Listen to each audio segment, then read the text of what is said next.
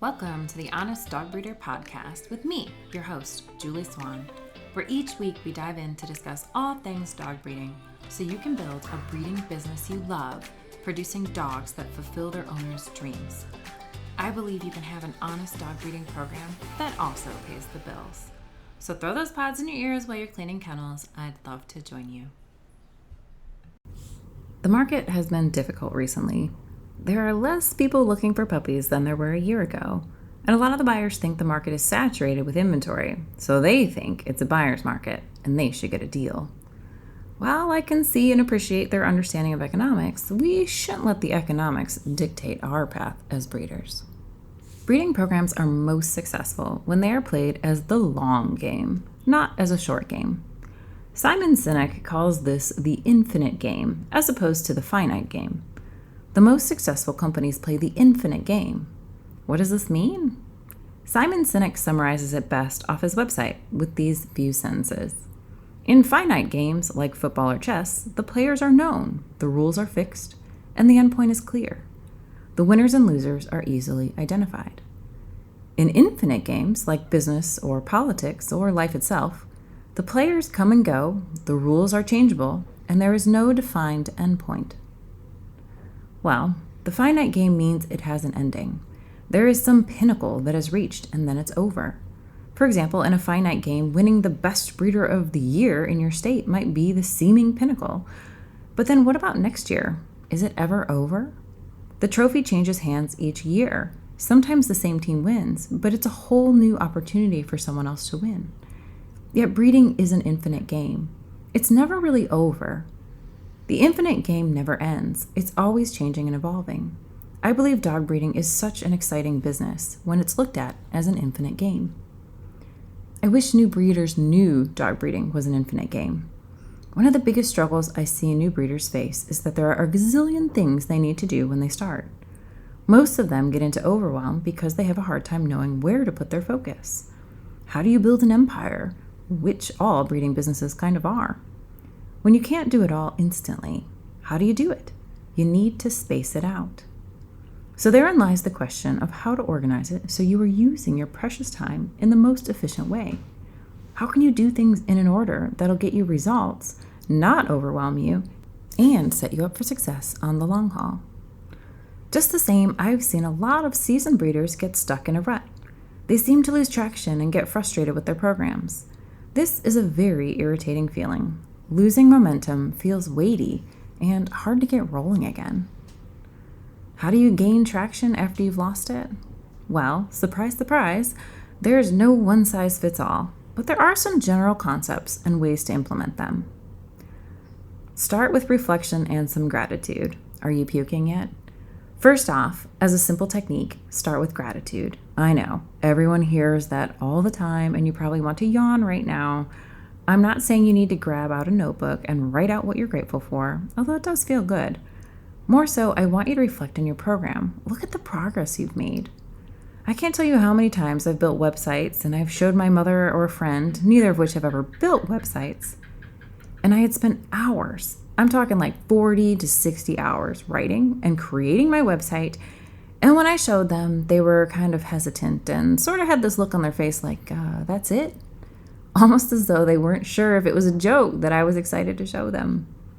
It makes me laugh now, and a few times there were people who had given me that look, who later went on to build a website and came back and said, wow, I had no idea how much work that was. It's kind of funny. Look back at all the time you've invested. How many hours have you spent on Canva making sure your format for your puppy paperwork looked just right? How many hours have you put into your website? How much time have you spent researching your results off Embark? How many times have you read and reread your contract, getting the wording just right so it was clear and conveyed what you wanted in a manner that covered you, your buyer, and was precise? How many websites have you looked at searching for your next breeding dog? It's hard to really appreciate the time invested, but I'll tell you, I get it, I see it, and believe me, your program will be better for it. Look at the improvements you've made. I know a lot of you found me while researching a solution for Giardia, since the chemical medications weren't working. Look at how you've learned more and implemented changes, and your dogs are now healthier. Think back to your first litter. Remember the chaos it was, the mess, How much time you spent Googling things? Oh, geez, I've never seen that. Is that normal? Remember how you spoke with your first buyers? How you didn't know what to say? How you didn't have answers to questions and how those questions are second nature to you? You know them so well, you could probably answer them without coffee. You have come a long way. I know. I've watched it with so many breeders. You improve this, then you improve that, then you build onto it, and it just gets better and better. Sometimes when things are hard, we lose sight of everything we've built. We forget what we've created. We forget how far we've come. You don't have to limit it to your breeding business either. Think of how far you've come in other areas of your life. Embarrassingly, a little over 5 years ago, right around when I met Bill and we'd been dating for a little bit, I was doing his laundry, and I was beyond impressed that when I was folding his clothes, all his socks had a match. There were no orphans. I remember thinking, crap, this guy is way out of my league. All his socks have matches. It always seemed there was a sock-eating monster somewhere between my washer and dryer where they just didn't make it out alive. Now, I can say I successfully keep a pair of socks in harmony on the regular. Even the ones that are one-off and not the giant bag of matching black ones. Because seriously, what dog breeder is bold enough to buy white socks? Not me. I'm not that daring.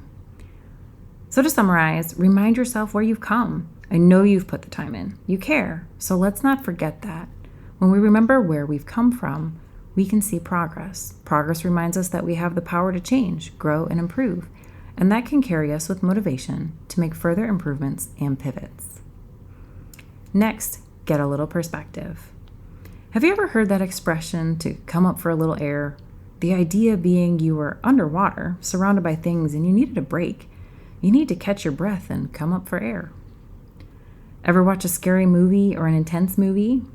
I am getting a few new gray hairs, but at the risk of giving my age away, remember the show 24 with Kiefer Sutherland? How the entire 24 episodes were the show minute for minute? I think I held my breath for half that show, scared of what would happen next. How much worse could it get? How is he going to get out of this one? You know that tense feeling where after an hour your shoulders are sore because you clench them the whole time unknowingly? Sometimes that's how your breeding program feels. It feels like it's out of control and you don't have traction. You're either feeling like you're drowning in tasks or you're lost trying to find a pathway out. It can be very consuming. While I have sort of learned to love the all-consuming nature of life as an entrepreneur, the phrase "I'm bored" was taken out of my vocabulary about 18 years ago. It hasn't been without those intense moments that throw you into a cave and make you forget what's on the outside. We have to step out of it to get fresh air. Now, I know, for those of you who have felt that fiery passion oozing out of you, I feel you. It sounds boring. Sitting on a beach, when I have podcasts I want to write, is a total struggle. Now, I do love my computer enough that I won't be taking her onto the beach, but I'll definitely have my notebook and a pen I stole from the bank counter. The next thing is we foster creativity. We expand our minds and we grow when we see new things, get exposed to new ideas, new people and their perspectives.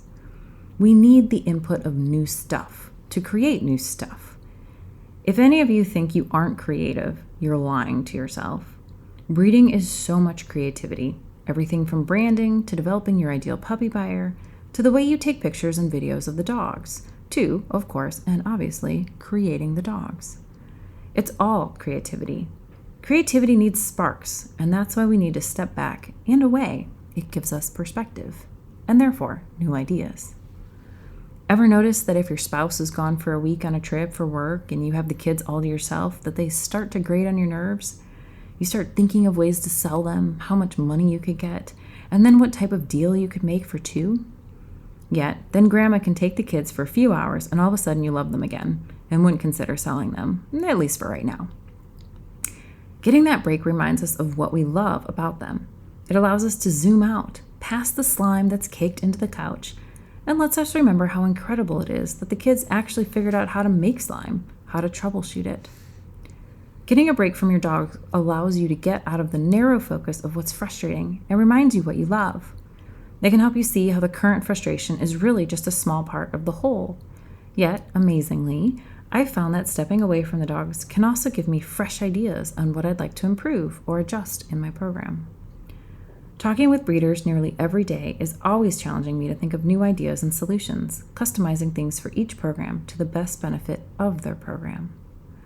Some of you might be thinking, yep, sure thing, Julie. Let me just take some lavish vacation and it'll fix all my problems. I can feel the sarcasm slipping off your thoughts. Well, yes, getting away on a week-long vacation can be great. It can give you the much-needed perspective that we all seek. But it's not the only way. Getting away certainly wasn't in the cards for me when I first started breeding, mostly because I lived in chaos and was broke, but other than that. Here are a few ideas to get away. Start as big or as small as feels right. You could start with a weekend away. It doesn't need to be a long weekend. Book an Airbnb that's an hour away. We happen to live near Bisbee and Tombstone. Both are haunted and have lots of fun little side attractions. This fall, I'm planning to book the haunted room at the Copper Queen Hotel in Bisbee and take the kids, see if we encounter any ghosts. If I need to, I can feed the dogs and check on them each day, even while staying there. It's only 25 minutes away from the house. If you can visit a friend you haven't seen in a while, crash at their house for a weekend, get the kids together, whatever you can do to get a quick break. Sometimes going back to where we came from allows us to reflect and see how far we've come, how much we've grown. Sometimes people from our past remind us about parts of ourselves that have been hidden, other times parts of us that we've outgrown. It's also interesting when we realize we don't fit into that life or world anymore.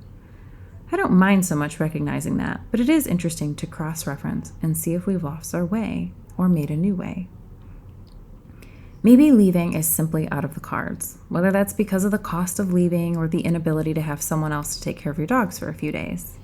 I get it. I've been there. You're not just out of luck. There are other things we can do. One of my all-time favorite escapes to gain perspective is journaling. I've always journaled about my life, since I could write. I have all sorts of notebooks documenting moments in my life. Most of them explored my truest feelings about life and what was happening. I've always been able to be the truest version of myself in my journal. Writing there, my hopes and dreams, my fears and pain, my struggles and working out solutions. Probably saved my life a time or two. If you haven't been much of a journaler before, you can try morning pages. The idea comes from Julia Cameron. She's a wonderful writer. Morning pages are her suggestion to handwrite 3 pages each morning, ideally using stream of consciousness, which is essentially the practice of writing down what's on your mind, exactly what you're thinking. I've learned a lot about myself in this practice. If writing isn't your thing, then opt for giving yourself a little alone time to enjoy a break. I like sitting on the bench in my front porch and staring at the mountains. Just a few minutes a day to sit and think can do wonders. I'll warn you though, if you hadn't had that much time, then it's going to feel weird at first and might fill you with some anxiety sitting there doing nothing. The way to get around all of this is to remember that gaining perspective and taking care of yourself is part of the process of improving your breeding program. You know those people who are in the same chaotic place they were 3 years ago, 5 years ago? The ones who are stressed and always busy. They never give themselves time to get out of crisis management and into planning. They never get to improve. Imagine for a second that you tell yourself you don't have 20 minutes to work on your website because you have too much to do, too much puppy poop to clean up. You feel guilty taking care of your website when your adult dogs need a walk. The truth is, you never take your dogs out for a walk. You think you should, you want to, but you don't. And you use that excuse to also not do your website. What if you reprioritized and saw that the website built a better program for you, helped you find better buyers, and ultimately moved your program forward? Don't let a better breeding business slip away because you feel guilty spending 20 minutes on your website and not taking the dogs out. Make that the new priority, no matter what. Today, I'm spending 20 minutes on my website. You'll be amazed how you still manage to get the puppy pens cleaned up. So spend time getting done what you want to get done first. It also helps to know that you are the key to success in your breeding program. Without you, the program will flounder, so you have to take care of yourself. Not taking care of yourself is like expecting your mama dog to have a nice healthy litter, but not letting her get enough sleep and not allowing her to have enough food. You wouldn't do that to her, so don't do it to yourself. When you take care of yourself, you can regain traction. So to recap, when you feel like you're losing traction in your breeding program, you can try the following ideas. A little reflection and gratitude. Remember how far you've come. Step away and get a little perspective and give yourself a little priority. And because you would consider pampering your dogs as part of your business needs, don't forget that taking care of you is also part of the business expenses and planning. I'm excited for you to get that momentum again. We're still taking applicants for the Ideal Puppy Buyer cohort. We have both options, the multiple week option where we get together once a week, and the option for a weekend conference style. I'm looking forward to meeting you in person, well, at least to see your beautiful face through chatting on video. To apply, just go to honestdogbreeder.com/ideal puppy buyer. Thank you for listening to another episode of the Honest Dog Breeder podcast with me, your host, Julie Swan. I know your time is precious and limited, but I appreciate that you found a way to squeeze a little time with me into your day. Thank you again, and I'll see you in the next episode.